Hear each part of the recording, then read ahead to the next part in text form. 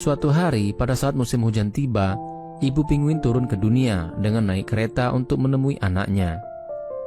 Setelah sampai di dunia, ibu penguin bertemu dengan anaknya dan tinggal beberapa hari dengannya. Singkat cerita, musim hujan akan segera usai dan ibu penguin harus kembali ke negeri awan. Seorang anak kecil yang sedang membaca dongeng tersebut kemudian menutup buku ceritanya. Hari itu merupakan hari pemakaman ibunya.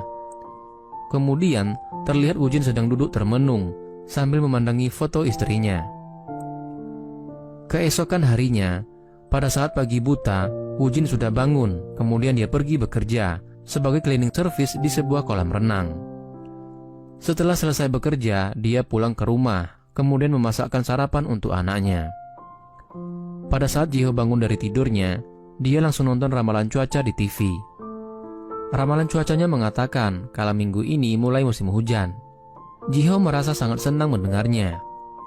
Setelah itu, Jiho menceritakan kepada ayahnya kalau minggu ini akan tiba musim hujan dan ibunya akan pulang.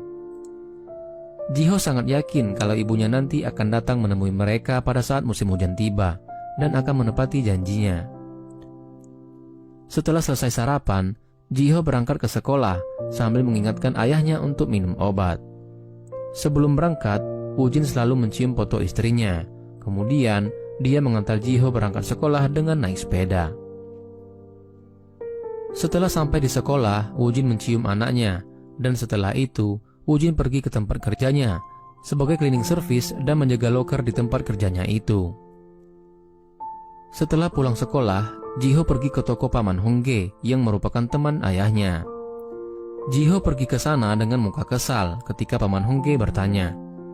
Jiho mengatakan kalau ayahnya tidak bisa berlari dan banyak hal yang tidak bisa dilakukan ayahnya. Paman Hongge kemudian mengatakan kalau ayahnya itu cepat merasa capek, dan ternyata alasan Jiho mengatakan ayahnya seperti itu karena di sekolah Jiho akan ada perlombaan lari bersama ayah. Paman Hongge bilang biar dia saja yang menggantikan ayahnya. Singkat cerita, tibalah hari perlombaan di sekolah Jiho. Wujin yang seharusnya datang malah dia tidak bisa karena harus mengganti lampu di kolam renang. Setelah selesai, Wujin langsung ke sekolah Jiho dan hampir saja Jiho tidak bisa ikut lomba tersebut karena ayahnya tidak boleh diganti dengan orang lain. Di tempat perlombaan tersebut, suasana terlihat ramai dan tidak lama kemudian tibalah giliran Jiho.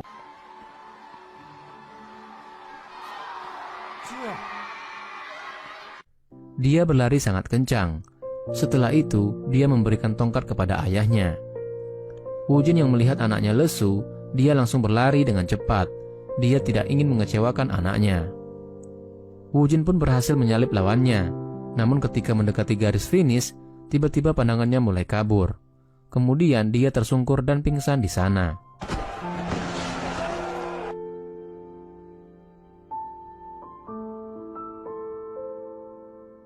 Pada sore harinya, mereka pulang ke rumah bersama sambil jalan kaki. Wujin minta maaf kepada Jiho karena tidak bisa memenangkan perlombaan itu. Jiho tidak peduli mereka menang atau kalah. Ayahnya sudah ikut lomba saja, itu sudah cukup baginya. Jiho minta kepada ayahnya untuk berjanji tidak akan meninggalkannya. Setelah sampai di rumah, Wujin menonton video istri dan anaknya bermain sambil meneteskan air mata. Keesokan harinya, hujan mulai turun.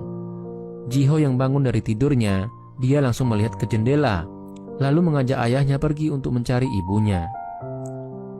Mereka berlari menuju ke hutan dan melewati terowongan kereta, lalu ke stasiun yang terbengkalai. Jiho duduk bersama ayahnya di depan stasiun. Dia tidak mau pergi sebelum ibunya datang menemui mereka. Tapi akhirnya Jiho mau pulang setelah dibujuk dan digendong ayahnya. Pada saat mereka sampai di dekat terowongan, mereka melihat ada seorang wanita duduk di ujung terowongan tersebut. Wujin kemudian menyuruh Jiho untuk tidak terlalu dekat dengan wanita itu, karena takutnya orang itu berbahaya. Mereka dengan perasaan cemas mendekati wanita itu.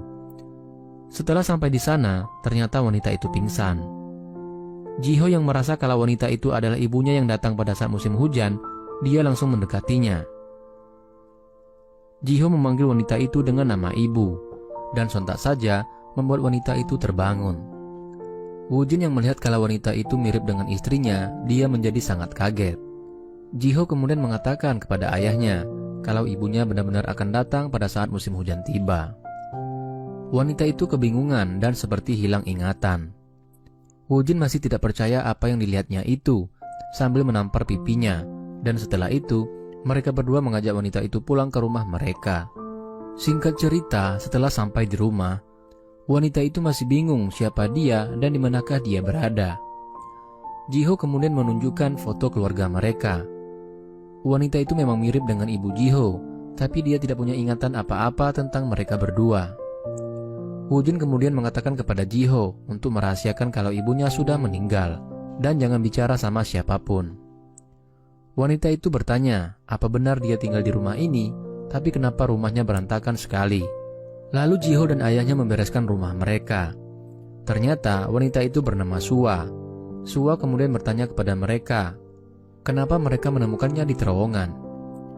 Ji-ho mengatakan kalau mereka tadinya bermain petak umpet lalu kelelahan dan beristirahat di terowongan itu. Pada malam harinya, Ji-ho tidur bersama Sua. Dia menganggap kalau Sua itu adalah ibunya. Keesokan harinya, Woo-jin dan Ji-ho melakukan aktivitas seperti biasanya. Woo-jin pergi kerja dan Ji-ho pergi ke sekolah. Tapi kali ini, Ji-ho dipakaikan bajunya oleh ibunya, lalu berangkat sekolah dan berpamitan sambil mencium pipi ibunya. Woo-jin iri melihat Ji-ho mencium ibunya, karena selama ini dia juga selalu mencium istrinya, tapi itu hanya fotonya saja, dan sekarang pun masih mencium foto istrinya itu. Pada saat Sua di kamar, dia tidak sengaja menemukan cincin kawin di laci meja. Sua masih sedikit bingung melihat cincin itu, dan tidak lama kemudian Ji-ho datang. Dan ternyata Ji-ho bolos sekolah demi untuk bermain dengan ibunya. Pada malam harinya, Sua bertanya kepada Woo-jin, bisakah kamu cerita tentang masa lalu kita? Woo-jin pun kemudian bercerita. Mereka pertama kali bertemu di masa SMA. Sua merupakan murid paling pintar di sana, tapi dia tidak punya banyak teman. Sedangkan Woo-jin murid yang sering tidur di kelas dan juga atlet renang. Mereka berdua berkenalan pada saat pelajaran renang. Sua tenggelam, lalu Woo-jin menolongnya. Woo-jin ternyata jatuh cinta kepada Sua saat itu. Dan setelah itu, pada saat pelajaran dansa, tanpa sengaja Woo-jin dipasangkan dengan Sua. Mereka tentunya sama-sama kaku. Woo-jin menginjak kaki Sua dan tidak sengaja menyundul hidungnya hingga berdarah. Singkat cerita, pada saat mereka lulus, Woo-jin menjadi perenang, sedangkan Sua melanjutkan ke perguruan tinggi. Pada saat musim panas tiba, Woo-jin sempat menelepon Sua, tetapi karena malu, Woo-jin menutup telepon tersebut pada saat Sua menjawabnya. Setelah musim panas usai, Woo-jin berani menelpon setelah dipaksa oleh Hongge. Pada saat ditelepon, mereka berjanji untuk bertemu dan berkencan. Mereka kemudian makan bersama, dan setelah itu menunggu bus untuk pulang. Sua naik bus dan Woo-jin tiba-tiba berlari mengejar bus dengan cepat. Woo-jin hanya ingin minta izin menulis surat, dan Sua memperbolehkannya. Setelah berkencan dengan Sua, Woo-jin bekerja lebih semangat dari hari-hari sebelumnya. Kembali ke masa sekarang, pada saat Sua menjemur pakaian, dia melihat ada kamar kecil terkunci di pekarangan rumah. Setelah dibuka, ternyata itu adalah studio lukis miliknya. Pada malam harinya, Hongge tiba-tiba datang ke rumah Woo-jin dengan memakai kostum penguin. Di dalam rumah, Ji-ho berusaha menyembunyikan ibunya supaya paman Hongge tidak mengetahuinya. Tetapi Sua tiba-tiba membuka pintu, dan Hongge ada di depan pintu tersebut. Tentu saja, Hongge yang melihat Sua masih hidup membuatnya ketakutan lalu pergi dari sana. Woo-jin kembali melanjutkan ceritanya. Mereka sering mengirim surat dan saling membalasnya. Kemudian mereka jalan-jalan dan nonton bareng di dalam bioskop. Pada saat menonton, Woo-jin ingin memegang tangan Sua, tapi malah kaki penonton yang di belakang yang dipegangnya. Setelah itu, mereka menunggu bus untuk pulang, dan di sana, tangan kiri Sua masuk ke saku jaket Woo-jin, lalu tangan Woo-jin masuk ke saku jaketnya juga. Itulah pertama kali mereka pegangan tangan. Kemudian mereka berdua pergi ke atas bukit dan duduk di sana. Lalu di atas bukit itu, Woo-jin mencium Sua. Kembali ke masa sekarang, mereka bertiga liburan pergi ke hutan dan ke sungai. Di sana, terlihat mereka senang sekali. Pada saat pulang, Woo-jin menggendong Sua dan Ji-ho. Setelah sampai di rumah, Woo-jin tiba-tiba pingsan karena kelelahan menggendong mereka. Setelah Woo-jin bangun, dia kembali bercerita. Masa SMA dulu, Sua memberikan jimat keberuntungan kepada Woo-jin untuk masuk ke tim renang nasional. Setelah itu, Woo-jin berlatih sangat keras. Pada saat berlatih berenang, Woo-jin tiba-tiba pingsan dan mengalami kerusakan di otaknya. Tentu saja hal itu terasa sulit baginya. Tiba-tiba, Sua datang ke rumah menjenguk Woo-jin, tetapi Woo-jin merasa minder kehilangan harapannya dan menolak Sua agar dia menjauhinya. Woo-jin tidak ingin merepotkan Sua karena penyakitnya. 1 tahun telah berlalu. Woo-jin mencoba melupakan Sua, tapi tetap saja tidak bisa melupakannya. Pada saat Woo-jin ingin menemui Sua, dia tidak sengaja melihat Sua dijemput oleh seseorang menggunakan mobil. Woo-jin semakin merasa kalau dia tidak pantas untuk Sua. Beberapa bulan kemudian, Woo-jin mendapatkan telepon kalau Sua akan datang menemuinya. Pada saat Woo-jin berada di stasiun kereta, tiba-tiba Sua datang menemuinya. Woo-jin lalu melamar Sua dan mereka pun menikah. Beberapa bulan kemudian, anak mereka lahir yang bernama Ji-ho. Kembali ke masa sekarang. Pada saat pagi, mereka sarapan bertiga. Ji-ho mengatakan kalau dia akan pentas teater dan bernyanyi di sekolahnya. Lalu di siang harinya, ketika Sua membersihkan studio lukis miliknya, dia menemukan buku harian di atas lemari, lalu membacanya. Sore harinya, Sua mengajari Ji-ho untuk memasak telur. Sepertinya, Sua sudah membaca buku Penguin dan dia tahu akan pulang setelah musim hujan selesai. Setelah itu, Sua kembali mengajari Ji-ho untuk menjemur pakaian, membersihkan rumah, dan tugas-tugas lainnya.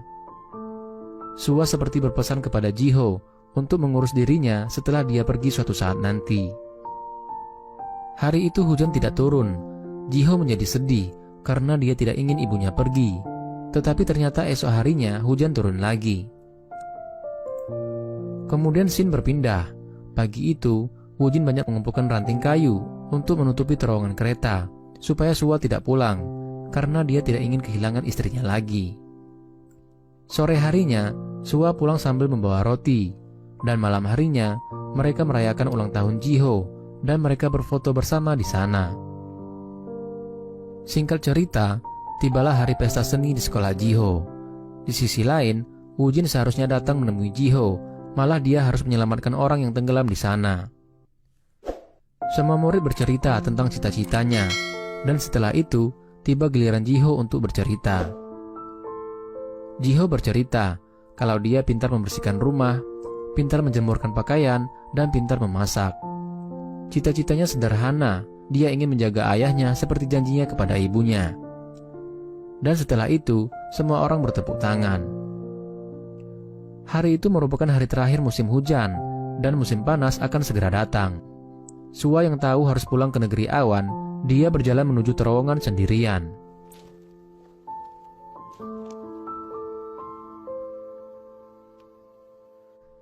Ji-ho lalu datang dan memeluk ibunya agar ibunya tidak pergi. Ji-ho mengatakan kepada ibunya, dia merasa bersalah karena setelah melahirkannya, ibunya jadi sering sakit. Andai saja dia tidak dilahirkan, maka ayahnya bisa bersama ibunya lebih lama lagi. Sambil menangis, ibunya mengatakan, sampai kapanpun dia tidak akan bahagia tanpa Ji-ho, dan dia tidak pernah merasa menyesal telah melahirkannya. Dan tak lama kemudian, Woo-jin datang sambil menangis. Woo-jin menemui istrinya untuk yang terakhir kalinya. Kemudian scene berpindah. Ji-ho berhasil memasak telur dengan bagus setelah diajarkan oleh ibunya. Malam harinya, Woo-jin menemukan kunci pintu studio dan catatan tersimpan di tempat obat miliknya. Lalu Woo-jin membaca buku harian itu. Sua bercerita, pada saat SMA dulu, dia bertemu dengan Woo-jin di sebuah gang sempit ketika hujan. Dan ternyata, diam-diam Sua menyukai Woo-jin. Sua juga menulis, Dia malu ketika tidak bisa berenang dan harus ditolong oleh Woo-jin. Sua juga berpura-pura salah saat belajar dansa agar dipasangkan dengan Woo-jin. Sua juga ingin menelpon Woo-jin tetapi dia ragu, dan saat ditelepon pun dia masih kebingungan. Saat Woo-jin kecelakaan dan minta putus, Sua sangat sedih. Bahkan saat Woo-jin melihat Sua dijemput mobil, ternyata Sua melihat Woo-jin. Lalu dia turun dan mengejarnya. Tetapi Sua malah tertabrak mobil lalu koma, dan terbangun 8 tahun kemudian di masa depan di dalam sebuah terowongan. Sua kehilangan ingatan tentang Woo-jin, tetapi dia jatuh cinta lagi. Sua terbangun lagi dari komanya setelah 6 minggu. Saat terbangun, semua terasa seperti mimpi.